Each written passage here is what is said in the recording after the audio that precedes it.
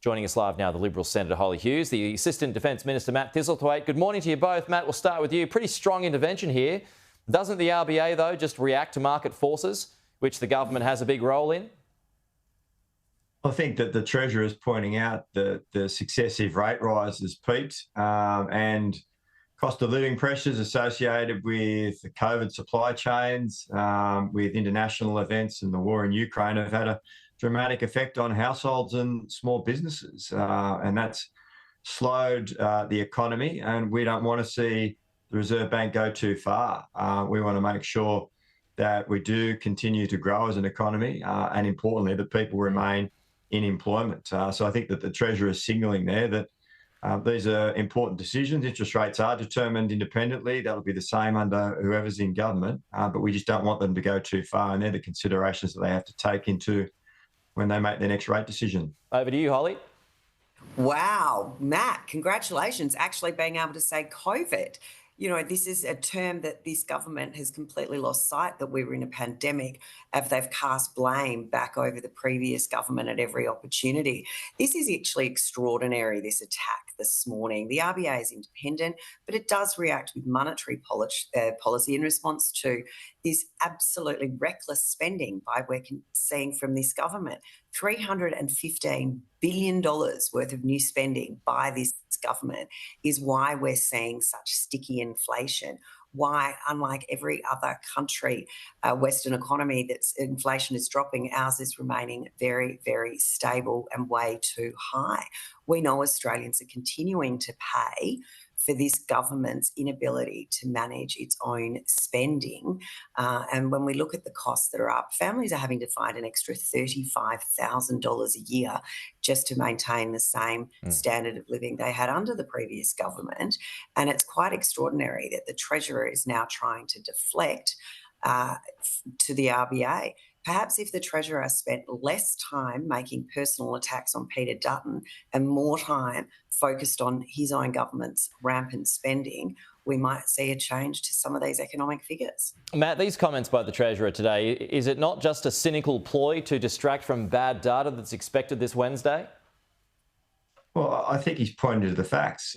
Just replying to what Hollie said there, inflation was twice as high under the previous government. It was at 6.1%. Interest rates weren't. When we were elected. It's now down at 3.5%. So we're basically halved inflation. You just literally quoted the COVID supply chains issue. You literally just quoted COVID. That was why inflation was where it was. There aren't those issues anymore. Make up your mind. So we've halved inflation. We've maintained basically full employment, which is quite remarkable. But at the same time, we've been able to assist households and small businesses to get through this difficult period with tax cuts, with energy rebates, with cheaper medicines, with cheaper childcare. We just want to make sure that the economy continues to grow and, importantly, that people stay in employment. And they're the considerations that we'd like the RBA to take into consideration when they meet again. Well, when you say you don't want the RBA to go too high, are you suggesting you don't want another rate rise? Is that what you're urging here? Well, it's a tough one. You know, you've got to make a call about when you start to moderate, because we know that some of these indicators are lagged indicators. It's like trying to turn around a cruise ship. It takes a while before you see the effect. So they're the factors that the RBA has to take into consideration.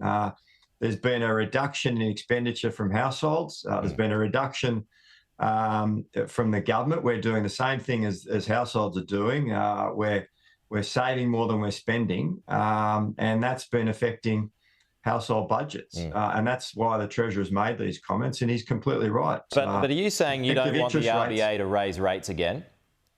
Well, that's a matter for the RBA. We're saying that we want them to take into consideration the effect that the rate rises have already had on households and small businesses, and we don't want them to go too far. But that's a consideration that the RBA needs to make in their decision making. That's leading the witness, though, a bit there, isn't it? Is it not? No, I think it's perfectly reasonable for the government to point out that households have really been smashed in their incomes when it comes to what's going on with interest rates and inflation. And we all know that. And we want to make sure that the RBA doesn't go too far. Okay, Hollie, according to News Poll today, 41% of respondents don't think the coalition would do any better when it comes to tackling inflation. What's your thoughts on that? Well, it wasn't, incomplete 41% don't think it'd be better. There was a higher number that did consider it would be lower under a coalition government versus who think it's going to be lower under a continued Labor government. It's just extraordinary that the Labor Party doesn't they don't want the interest rate rise. They want the RBA to consider the impact those interest rate rises are having on families, all the while claiming they're making it cheaper for families to survive. It's an absolute furphy.